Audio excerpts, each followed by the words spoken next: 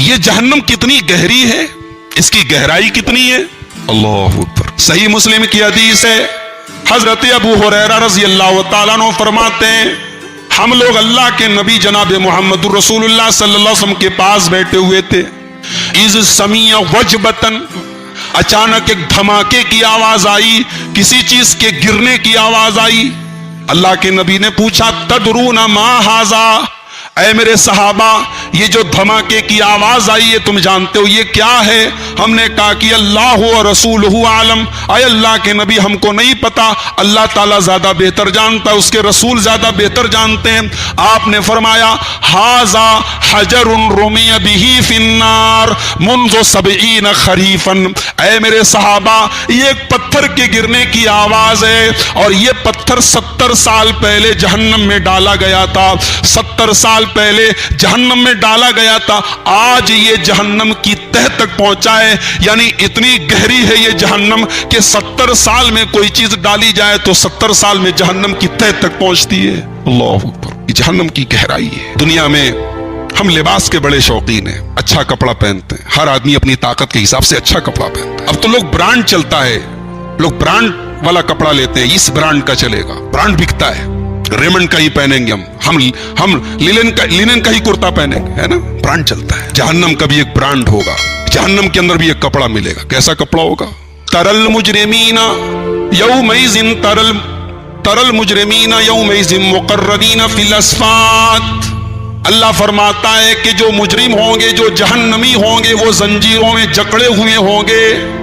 سرابیلہم من قطران، ان کے بدن پر کپڑے ہوں گے لیکن وہ کپڑے لینن کے نہیں ہوں گے، وہ ریمنڈ کے نہیں ہوں گے، وہ کاٹن کے نہیں ہوں گے، وہ اونی کپڑے نہیں ہوں گے. سرابیلہم من قطران، وہ تارکول کے لباس ہوں گے جس سے سڑک بنائی جاتی ہے، جس سے روڈ بنائی جاتی ہے، جو بدبودار ٹائپ کا مادہ ہوتا ہے اسی تارکول سے اس جہنمیوں کے کرتے ان کے کپڑے ہوں گے.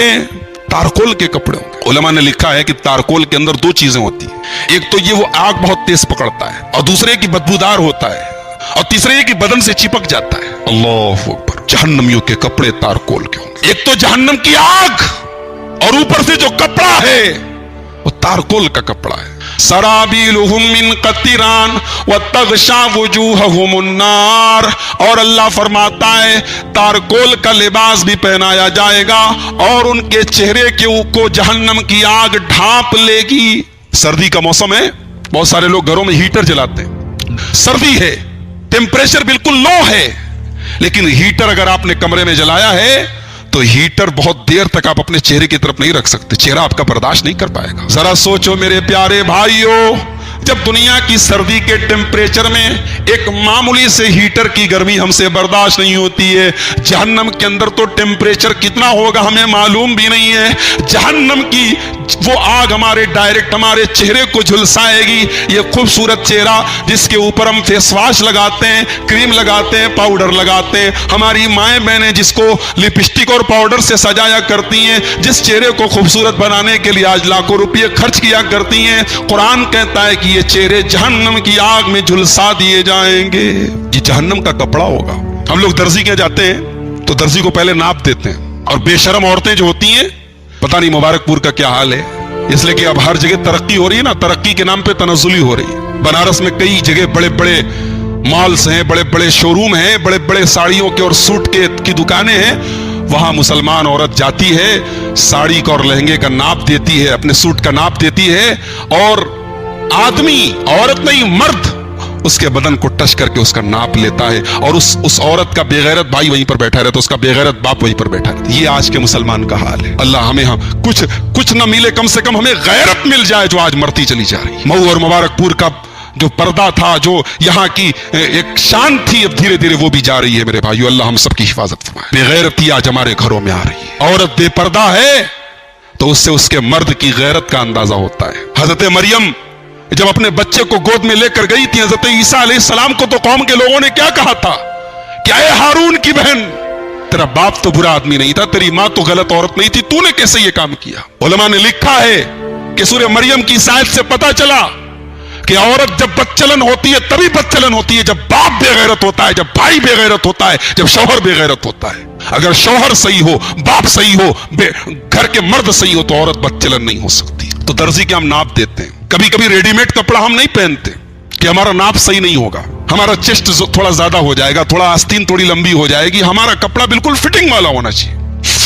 اور کبھی کبھی تو فٹنگ کے چکر میں ایسا کپڑا سلوا لیتے ہیں کہ پینٹ یا پائجامہ پہن کے جب بندہ نکلتا ہے گھر سے تو سمجھ میں نہیں آتا یہ کپڑا پہن کے آیا کہ بغیر کپڑا پہنے. اتنا ٹائٹ, اتنا چست کپڑا پہن کے آدمی نکلتا ہے. جہنم کے اندر بھی کچھ درزی ہوں گے, جہنم میں بھی کپڑے کاٹے جائیں گے. اللہ اکبر. جہنم کے درزی کیسے ہوں گے اور جہنم کا کپڑا کیسے کاٹا جائے گا؟ آئیے قرآن کا 18واں پارہ کھولتے ہیں, سورہ حج. فالذین کفروا قطعت لهم ثیاب من نار. جہنمیوں کے کپڑے آگ کے ہوں گے, آگ کے کپڑے ان کے کاٹے جائیں گے. ان کے بدن کی فٹنگ کے حساب سے ان کو آگ کے کپڑے پہنائے جائیں گے. یصب من فوق رؤوسہم الحمیم. دنیا میں سردی کے موسم میں ہم گرم پانی سے نہاتے ہیں, گیزر چالو کر کے نہاتے ہیں, لیکن وہ پانی بھی زیادہ گرم ہو جائے تو ہم نہا نہیں پاتے. اللہ فرماتا ہے یصب من فوق رؤوسہم الحمیم. جہنمیوں کے سر کے اوپر کھولتا ہوا پانی ڈالا جائے گا. اتنا گرم ہوگا, اتنا کھولتا ہوا ہوگا, اتنا تیز ہوگا. یسحر بہ ما فی بطونہم والجلود. اس کھولتے ہوئے پانی سے ان کے پیٹوں کی اتڑیاں گل جائیں گی, ان کے چمڑے گل جائیں گے. کبھی کسی جلے ہوئے آدمی کی لاش دیکھی آپ نے؟ جس کو دیکھنے کی عادت نہیں وہ دیکھ کے الٹی کر دے گا. جلے ہوئے آدمی کی لاش ہر آدمی دیکھ نہیں سکتا ہے. اس کی جو جلی ہوئی لاش جو پوری کالی ہو جاتی ہے, پوری چمڑی جل جاتی ہے, وہ منظر ہر آدمی دیکھ نہیں سکتا. اللہ اکبر. جہنم میں سب کی وہی حال ہوگی. سب کی یہ اسکن, یہ چمڑا, اس چمڑے میں کہیں ذرا سی آگ لگ جائے, چنگاری لگ جائے تو پھول جاتا ہے, نشان پڑ جاتا ہے. ذرا سوچو میرے بھائیو, جب پوری کی پوری چمڑی جل جائے گی تو کیا حال ہوگا. وَلَهُمْ مَقَامِعُ مِنْ حَدِيدٍ. اور اللہ فرماتا ہے کہ لوہے کے بڑے بڑے راڈ سے, بڑے بڑے ہتھوڑے سے ان کی پٹائی کی جائے گی. کلما ارادوا ان یخرجوا منها من غم اعیدوا فیها. جہنمی جب تمنا کریں گے کہ ایک مصیبت سے چھوٹیں, اب دوسری نہ ملے تو دوسری مل جائے گی, دوسری سے چھوٹیں گے تیسری مل جائے گی. جہنمی نکل نہیں پائیں گے, بچ نہیں پائیں گے. ان کو اتنا ٹارچر کیا جائے گا, اتنی تکلیف دی جائے گی.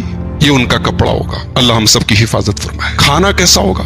کھانے میں آج ہم بڑے شوقین ہیں. ویسے بھی کہا جاتا ہے کہ مئو مبارک پور والے بڑے چٹورے ہوتے ہیں, معاف کیجیے گا. مجھے کسی نے بتایا تھا مئو میں کوئی جگہ ہے, وہاں وہ ملتا ہے, وہ جو آج کل جاڑے کے موسم میں خاص طور سے ملتا ہے نا, وہ گوشت کو بھون کر کے بناتے ہیں, سیخ. مجھے کسی نے بتایا کئی کنٹل ایک دن میں بک جاتا. وہ کتنے کھدوڑ ہیں, کئی کنٹل. ارے آدمی کھائے, کھانا اچھی چیز ہے, مگر زندگی کا مقصد کھانا بن جائے, صبح شام سویرے ہر ٹائم چٹپٹا کھانے کی عادت ہو جائے, یہ اچھی چیز نہیں ہے. جہنم میں کھانا ملے گا.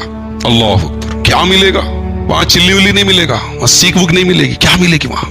ان شجرۃ الزقوم طعام الاسیم کالمہل یغلی فی البطون. جہنم کے اندر تمہیں سیب نہ ملے گا, انار نہ ملے گا, امرود نہ ملے گا, آم نہ ملے گا.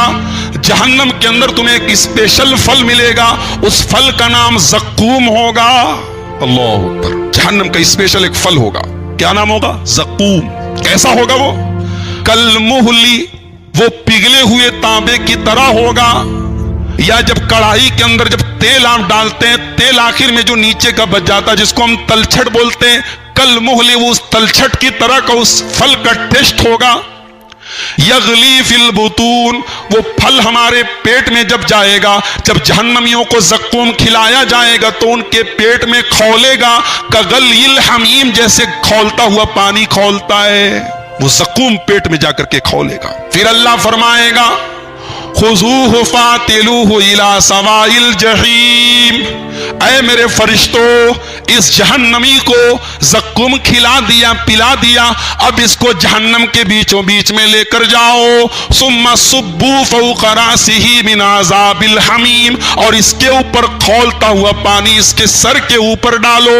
ज़ुक़ इन्नका अंतल अज़ीज़ुल करीम। अपने आप को बहुत बड़ा समझता था, बड़े अच्छे अच्छे कपड़े पहनता था, बड़ी अपनी मूंछों पर ताव देता था, अपनी इज्जत और नाम का तुझे बड़ा गुरूर था। ले अब तू जहन्नम के अज़ाब का मजा चख। ये जहन्नम का खाना होगा, हाँ ये मिलेगा, पीप और मवाद मिलेगी, जिसको सोच करके हमें आने लगती, उल्टी आने लगती।